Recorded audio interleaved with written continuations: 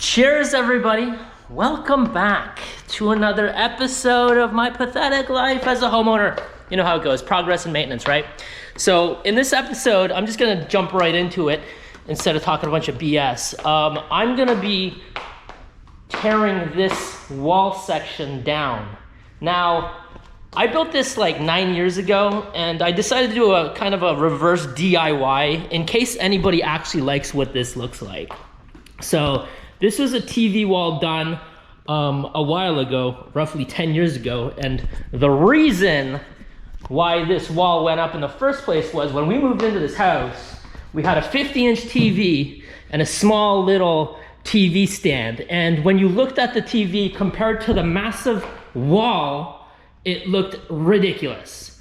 So all my friends were making fun of me, so the call was made to, you know what, let's do something with this wall to make it look like it fits. We ended up buying a 65-inch TV here, and basically it sits on that backdrop. Now, again, I'm gonna be ripping this down step by step, and as I'm doing it, if this is something that kind of interests you for your home, follow along, and let's go. Cheers. So let's get into the basics of this setup. There's basically two sections, the cabinet stuff, and then the wall itself. So I'm just gonna go over some basic dimensions to give you an idea of what I'm working with and if this makes sense in any of your rooms. So this total length, we're looking at 142 inches. 142 inches long, the cabinet. And this is from IKEA, by the way. I'll get into some details maybe a little bit later on in the video, but it's from their Besta collection, which to be honest with you, I love it. It's awesome. It's like very Lego-y, easy to work with. So, and then the depth we're looking at 16.5 inches. The height of the cabinets is 25 inches. Off the ground, we're looking at 32 inches. This is a floating cabinet, meaning there's no legs. You can buy legs for them. I think the floating effect looks awesome. And it basically, there's a rail that rides against the wall. You bolt it into the wall, it rides this way. Or, I think it's aluminum, can't remember. And then you kind of hang the cabinets off it. These cabinets come in two sections, two-door sections basically. So this is a section, this is a section, and then this is a section that you buy, and it's kind of all pieces together. And then they have a crazy variety of different door styles. This one's kind of a ripple effect. I was kind of going to try to match this. It looked cool at the time. I think it's aged, but if you guys like it, I mean, it is what it is. But you can get different styles of doors, and my wife's already been talking about getting different styles of doors here. So this might all change up post deconstruction. So that's that. Going to the wall now. You know what? Let me take the TV off first. TV is off. Okay, so this is what the wall looks like with the TV off. Again, I'm gonna say that was a 65-inch TV, and at the time, 10 years ago, 65-inch was like the best bang for buck TVs. So that's why we ended up with a 65-inch. I think we paid $1,500 for it. It wasn't anything crazy, but anything bigger than that, like 75, was in the thousands, and it got pretty crazy. So 65 had to go up. The wall had to go up to kind of make it look like it belonged. Let's check the dimensions of the wall. So the dimensions here are basically 100 inches. And I'll say this, in hindsight, I should have spread this out a little bit more. I think I should have put it, let's just say, call it, I don't know, 120 inches. That's what I should have did. And the reason why I say that is, I find this looks too square versus a rectangular TV. So rectangular TV and make this a little bit more rectangular, I think it would have looked better. But I did this square based on what I'm gonna get into in a little bit here, is these panels, which I've already started to rip off. This is we'll get it done. Son of a bitch. All right, let's check the height. So I have, I'm working with really high swings here. They're like 12 feet. We're looking at a height of basically 79 inches. So 100 by 79 is what this wall was, or is. and soon won't be. So let's get into the details here. As you can see here, basically what we have is 2 pieces of 3/4 MDF, one on this side, one on this side, and a bunch of these panels, 3D panels. It's called Art 3D. By the way, anything I talk about, I'm probably going to post in the description as a link. At the time I bought these at Home Depot, I was just on Amazon right now, and it looks like they sell them too. So I'll post some links to that if this is attractive to you. They don't come this, I mean, this is one style. There's like a million different styles. So, I mean, you can paint these whatever color you want. I painted white, obviously. So we got these 3D panels, MDF, and then we have trim. And at the bottom trim I didn't glue on. I actually put it like this, so you can kind of take it off if I needed to sneak some more wires up into the TV or whatever, right? But this trim looks like it's 3/4 inch by 2.5 inch, and it was not wood. It's trim, obviously, but when you go to Home Depot and buy the trim, there's like, they do composites now, right? So it's like a plastic, and all I did was spray paint it black, and basically wrapped it around the whole thing, right? In hindsight, I don't think I should have did what I did. I feel like it looks a little too picturesque, but anyways, we'll get that in a second once I start ripping this off. So that's the basis of it. Let's get into the mount now, because this is a 3D wall, mounting the TV, I had to kind of shim it out a little bit.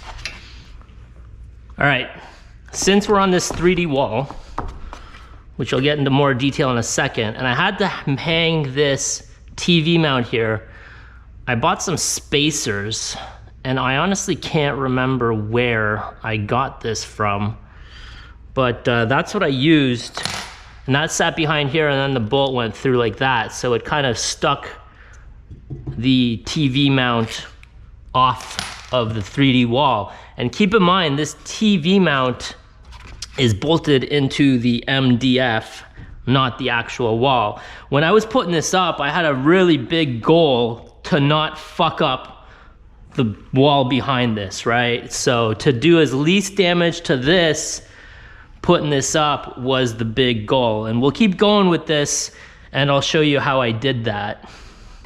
Let's spend a second on these panels if you're interested. Art 3D wall is what I Googled. Again, I bought these 10 years ago, and this was a new thing at the time, but it seems like you can go on Amazon and buy these. These ones that I have right here are 31 inches by 24 inches. Let me put it this way. Putting these things up, I remember at the time, I had no faith in putting these things up. I just spent like a good chunk of time trying to rip these down, and you can kind of tell that they held up pretty well. So how did I put these up? Because that's going to be a big question. Actually, let's get back into what are these made of. These are basically like, easiest way to describe it is a thin cardboard, but it's not cardboard, but it is cardboard. That's all I can say. How do I put these up? So if you look at my wall, there's a bunch of marks, and that's basically representation of the glue. I just used like contact cement or multi-purpose adhesive like this 3M here, and you just kind of sprayed it on. And I remember, again, when I was putting these up and spraying them on, I didn't think they were gonna do well because they were kind of warping and stuff, and they weren't sticking properly. And in my opinion, I think it had to do with the size, and this is the size at the time, and I don't think there was anything smaller, but I was just looking up on Amazon, and they make them smaller now. So that's that for the panels, and they're paintable. Let's get deeper here. Okay, really easiest way to put this. 4-foot section of MDF, 3/4 inch thick, another 4-foot section of MDF, 3/4 inch thick. Now if you notice here, there's a gap here. So I ran this gap for the purpose of wire tucking, basically, or running the wires, right? So it was like a easy way for me to run wires up here. I'm not entirely sure if this was the best way to do it. I had to cut a hole here through the drywall. And then I had to cut holes down here through the drywall and run the wires. This hole here gave me the opportunity to put my hand down there. That was the whole purpose of this. So I could run wires if I needed to add to the TV down the road. So that's kind of where we're at right now. And if you take a little sneak peek here, you'll see a 2x4. And if you take a sneak peek up there, you'll see another 2x4. So basically the next step is, there's a 2x4 that runs this way, and then there's a 2x4 that runs this way. And then these two pieces are screwed into those 2x4s. Let's get into that in a second, but at this point, you're probably asking yourself, what the fuck are you ripping this wall down for to begin with? Well, it's very simple. 10 years ago, a 65-inch TV was kind of like the biggest, quote unquote, affordable TV that you can buy. And over time, TVs have gotten cheaper and bigger. So like a 65-inch, like if you're not going for high quality, you can get a 65-inch for like, I don't know, like $500 right now and like $600 in quote unquote 2024. But the reason why I'm chopping this wall down is because I got this big boy. This is a 100-inch TV, and they're kind of at a point now where they're pretty reasonable, to be honest with you. It's 2024, a 100-inch TV, and I'm like, not lying, like this is pretty fucking big. Like this is me standing next to the box to give you an idea. And this box is pretty good representation of what size this TV is. So this TV now is gonna be going into this room right here. And this TV is roughly the size of this wall this way. It's not that way up and down, but it is roughly the size of this wall this way. So that is the reasoning why this wall is coming down. It makes no sense anymore. Cheers. All right, so I'm about to drop these two panels, rip them off the wall. If you notice here, we're gonna have a screw here, screw here, screw here, screw here, screw here, screw here. So 6 across the bottom, and then screw there, again, 6 across that 2x4 up there. But before I drop these, and you probably already asked this question, there's some glass here, right here. And I'm gonna take this out of the way before I drop these boards, just in case they get hit. So again, this is the Besta from IKEA, and it comes in these, you can get different tints of this glass. This one happens to be black, but you can get white. I don't know if there's any other colors, but they come in sections. For example, you can have a section of 2. Since I have basically a section of 6, I decided to purchase the 3 length, and it looks good. I like it a lot, but I don't want to break it, so it's getting stored.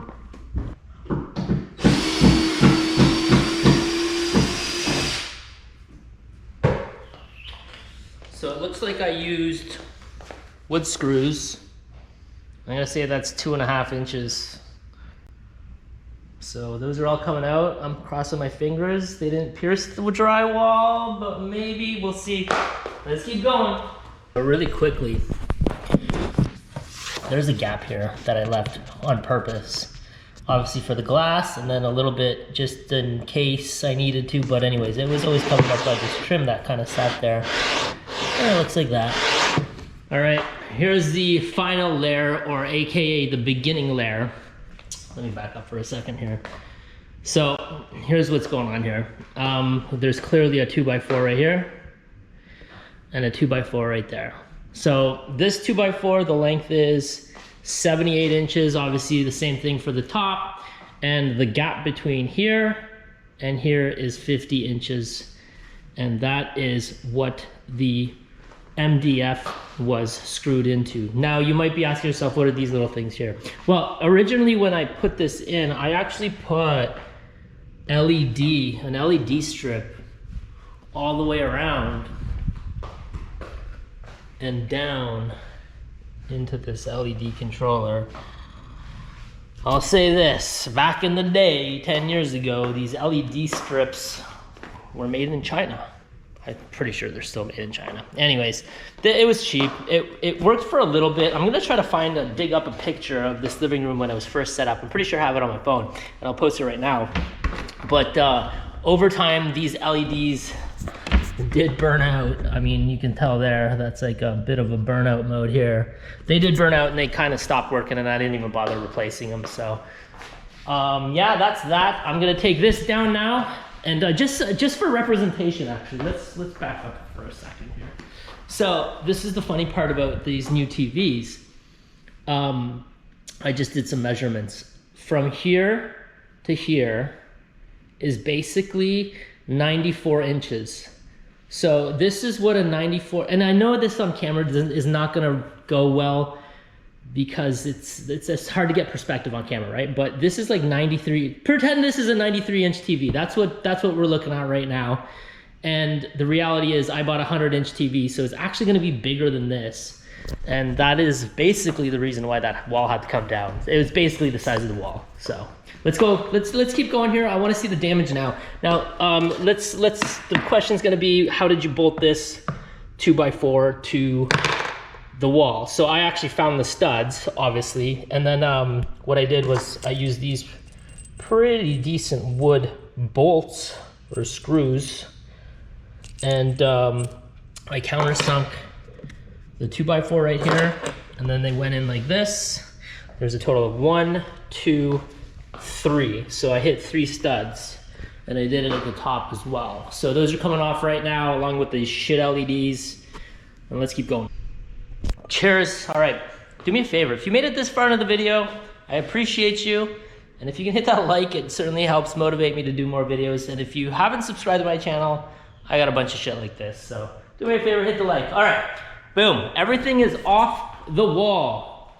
So this is where the wall's at. And I know the camera's not gonna pick up on some of this shit, but I do wanna walk through this in detail. So after having a wall basically there for 10 years, I don't think the camera's gonna pick it up. There's like, I'm gonna say this, there's a slight, extremely slight shade of difference between, I guess, sun-fucked paint versus paint that was hidden behind a wall.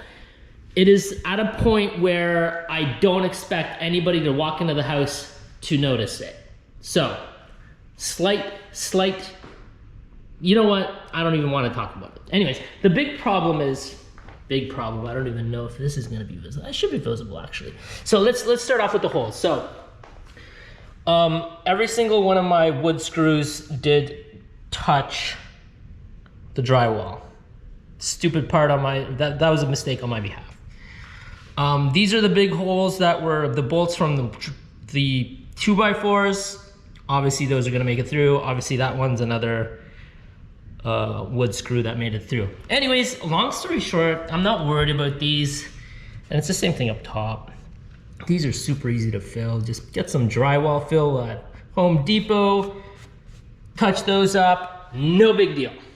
Now, I do notice, and I'm hoping the camera picks this up, and I think it is, there's some staining from where the 2x4 lied. You can kind of see it. It's not crazy, but it's kind of noticeable. So, my next step is my go-to magic eraser. I'm gonna try this and I'm gonna see if it goes away, and I'll post back in a second. All right, the holes got filled. The magic eraser did its magic to an extent. It's not 100% perfect, but the magic eraser did its job to a point where 99% of the population would not notice any sort of staining. To be honest with you, the other aspect of this giant TV pretty much hid everything. So I'm good. I don't expect anybody aside from the OCD people like me to notice anything around all the little quirks that might have ended up being from what they were, right? So anyways, this wall is done. Hope you enjoyed that. Hope you enjoyed this video. If you're interested in more walls, I'm actually taking all the MDF off of this wall, and all the MDF is gonna be going onto this wall. And we're gonna be making a wine rack right here. That's gonna be a giant wine rack with a bunch of wine on it.